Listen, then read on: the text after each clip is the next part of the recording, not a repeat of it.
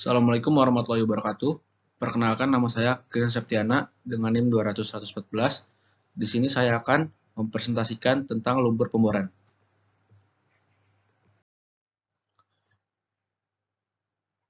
Lumpur pemboran adalah salah satu elemen krusial yang menjadi faktor berhasil tidaknya suatu pemboran, baik dalam industri minyak dan gas maupun geotermal.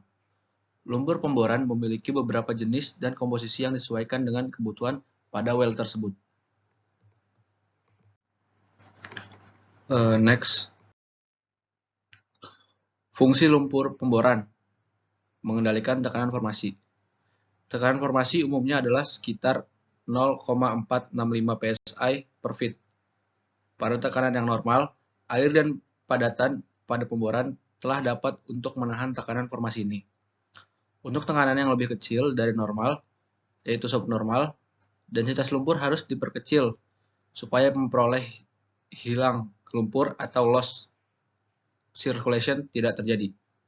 Tetapi sebaliknya, untuk tekanan yang lebih besar dari tekanan normal, maka penambahan barit sebagai pemberat perlu dilakukan. Next. Mengangkat serbuk bor ke permukaan dan membersihkan dasar lubang bor. Pembersihan lubang bor adalah fungsi pokok dari lumpur pemboran.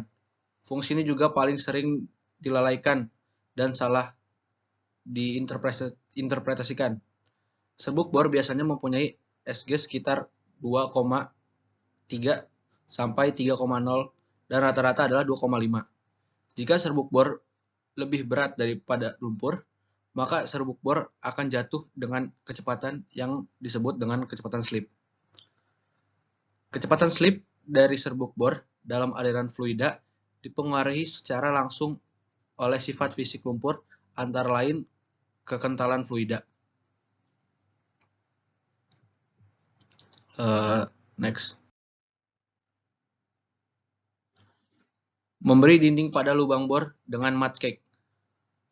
Lumpur akan membuat mud cake atau lapisan zat pada tipis di dinding formasi permeable atau lulus air.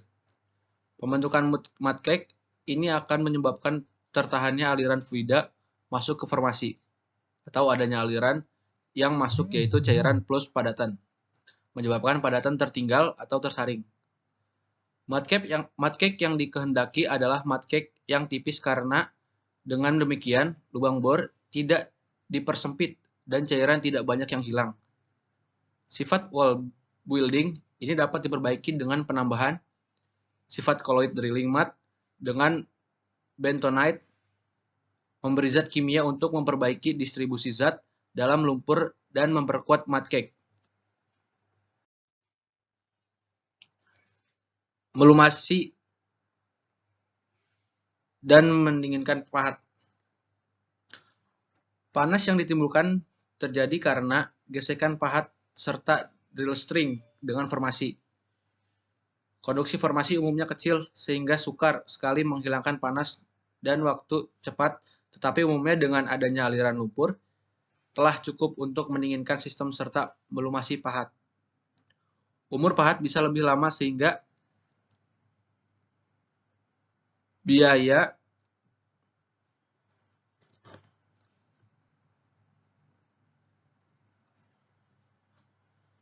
penggantian pahat bisa ditekan karena adanya tertembusnya formasi yang cukup keras.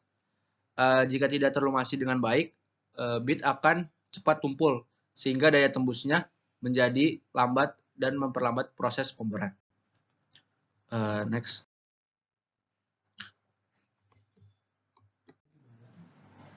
Sifat fisik lumpur pemboran. Komposisi dan sifat-sifat lumpur sangat berpengaruh pada pemboran. Perencanaan casing. Drilling lead dan completion dipengaruhi oleh lumpur yang dipergunakan saat itu. Misalnya pada daerah batuan lunak, mengontrolkan sifat-sifat lumpur sangat diperlukan, tetapi daerah batuan keras. Sifat-sifat ini tidak terlalu kritis sehingga air biasa pun kadang-kadang dapat digunakan.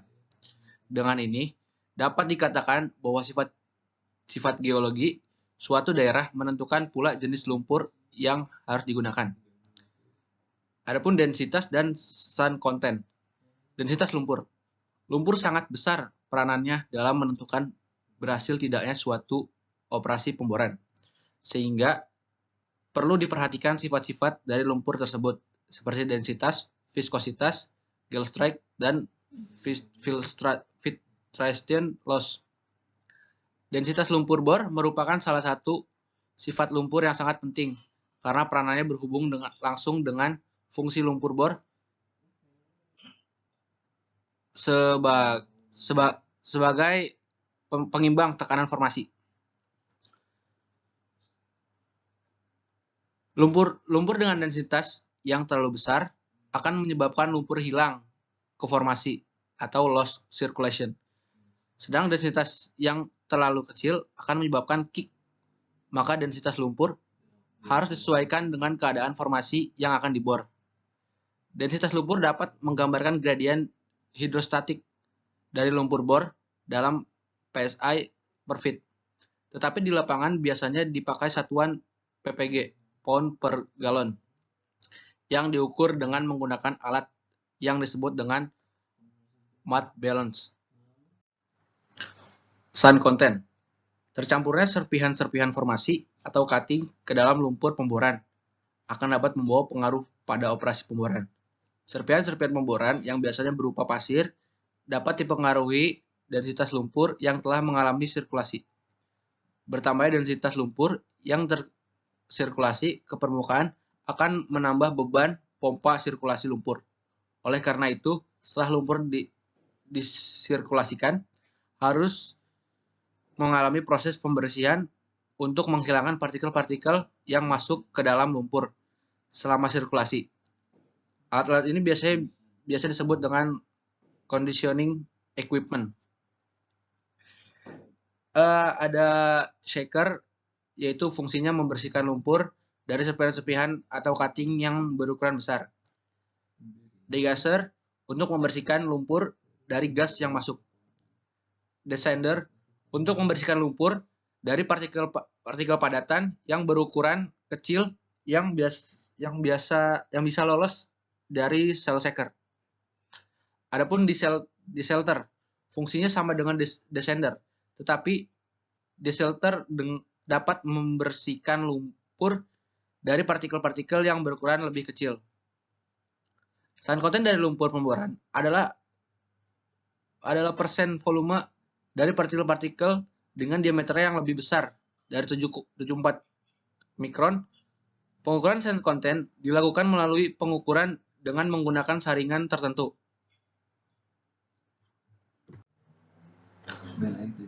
Selanjutnya ada viskositas dan gill strength. Viskositas dan gill strength merupakan bagian yang pokok dalam sifat-sifat reologi fluida pemboran. Pengukuran sifat-sifat reologi fluida pemboran penting dilakukan karena efektivitas pengangkatan cutting merupakan fungsi langsung dari viskositas. Sifat gel pada lumpur juga penting pada saat round trip, sehingga viskositas dan gill strength menjadi salah satu indikator baik tidaknya suatu lumpur pemboran. Fluida pemboran dalam percobaan ini adalah lumpur pemboran. Lumpur pemboran ini mengikuti model-model reologi Bingham Plastic, Power Law, dan Medifed Power Law. Di antara ketiga model ini, Bingham Plastic merupakan model yang sederhana untuk fluida non-Newtonian. Yang dimaksud dengan fluida non-Newtonian adalah fluida yang mempunyai viskositas tidak konstan, bergantung pada besarnya geseran, yaitu cell rate, yang terjadi.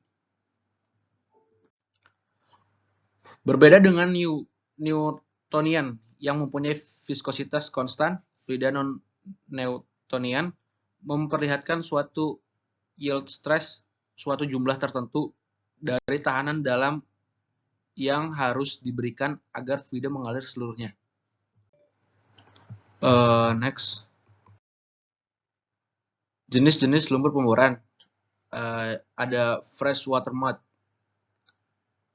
Meliput lumpur jenis ini dibagi menjadi spud mud, natural mud, yaitu lumpur alami, bentonite treatment mud, lumpur, dan organic colloid treatment. Sput mud adalah lumpur yang digunakan untuk membor formasi bagian atas casing konduktor, fungsi mengangkat dan membuka lubang di permukaan atas. Natural mud atau lumpur alami adalah lumpur yang dibuat dari kejadian pecahan pemotongan dalam fase cair. Lumpur ini umumnya digunakan untuk pemboran cepat seperti pemboran pada casing permukaan. Selanjutnya ada bentonite treatment mud. Bentonite treatment mud adalah lumpur yang dibuat dari campuran bentonite, clay, dan air. Bentonite merupakan bahan yang paling umum digunakan untuk membuat colloid anorganik untuk mengurangi filter loss dan mengurangi tebal mud cake. Bentonite juga menaikkan viskositas dan kekuatan gel yang dapat dikontrol dengan pengencer.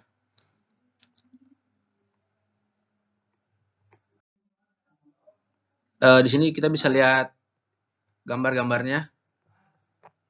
Adapun lumpur yang diolah dengan fosfat mengandung polisfat untuk mengontrol viskositas dan kekuatan gel.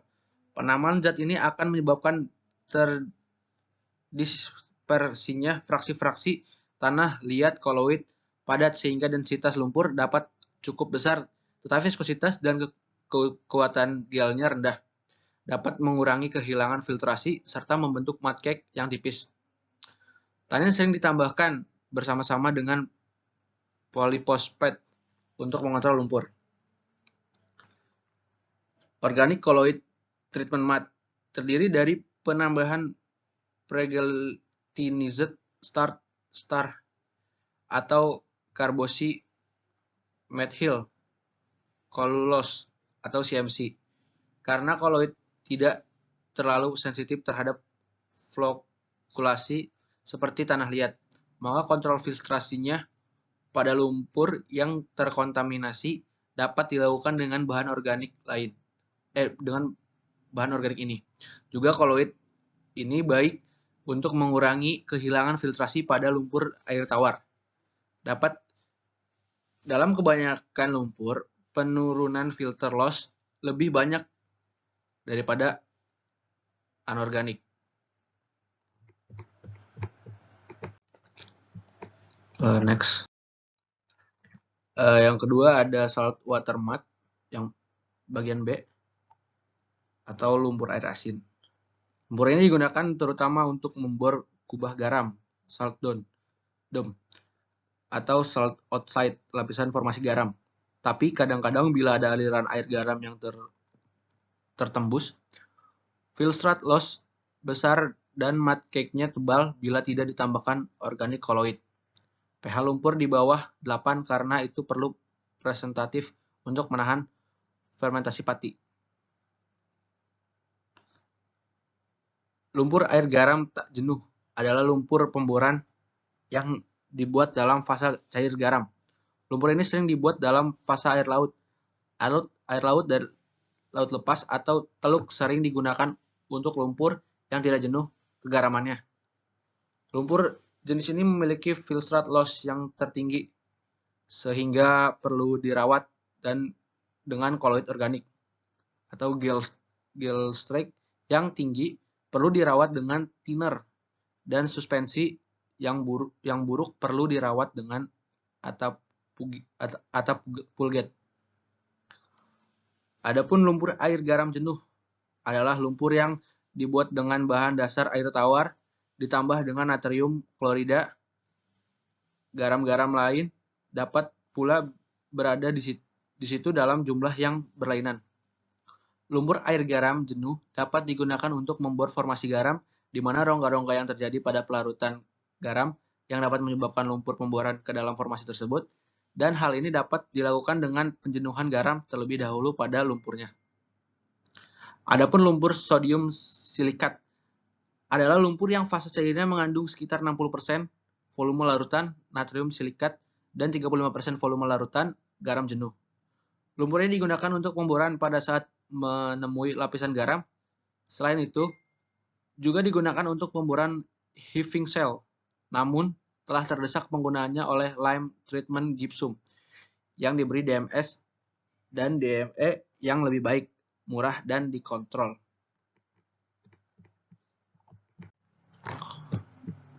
Next, ada oil in water emulsion mud adalah lumpur yang mengandung NaCl di mana bahan dasarnya adalah lumpur dasar ditambah dengan minyak sebanyak 5-25%. Volume total. Lumpur ini sering digunakan karena mudah pengontrolannya. Next. Selanjutnya ada material dan fungsi lumpur pemboran per material. Lumpur pemboran KCl polimer berbahan dasar air. Berbahan dasar air itu sendiri merupakan lumpur dengan air tawar, kadar garam 10.000 ppm sama dengan 1% berat garam. Sehingga fase kontinu 65% berat bobot dan clay sebagai pembentuk mud itu sendiri. Freshwater mud dibagi menjadi sput mud digunakan untuk membor formasi bagian atas casing konduktor. Fungsi mengangkat pemotongan dan membuka lubang di permukaan. Volume yang diperlukan biasanya sedikit dan dapat dibuat dari air dan bentonite. Phosphate mud mengandung fosfat untuk mengontrol viskositas dan kekuatan gel. Penamaan zat ini akan berakibat pada terdispersinya fraksi-fraksi clay colloid padat sehingga densitas lumpur besar, tapi viskositas dengan gel strength-nya rendah. Adapun dengan Soltec. Lumpur ini digunakan untuk memberi garam mas atau salt dome atau salt stringer lapisan formasi garam. Dan kadang-kadang bila ada aliran garam yang terbor, filtrasi loss dan mud cake pada lumpur ini sangat besar. Bila tidak ditambahkan kolloid organik, pH lumpur di bawah 8. Karena itu perlu pengawet untuk menahan fermentasi pati jika pH naik. Fermentasi terputus oleh basa suspensi dapat diperbaiki dengan mengganti bentonite dengan atap pulgate lumpur. Jenis ini dibagi menjadi lumpur jenuh, tak jenuh. Lumpur ini memiliki salinitas tak jenuh yang ditandai oleh kehilangan filtrasi besar kecuali bila diperlakukan dengan kolloid organik kekuatan gel tinggi sampai medium kecuali ditreat dengan thinner suspensi yang tinggi kecuali bila ditreat dengan atap pulgate atau kolloid organik memiliki busa yang tinggi kecuali bila ditambahkan dapat larut surface agent.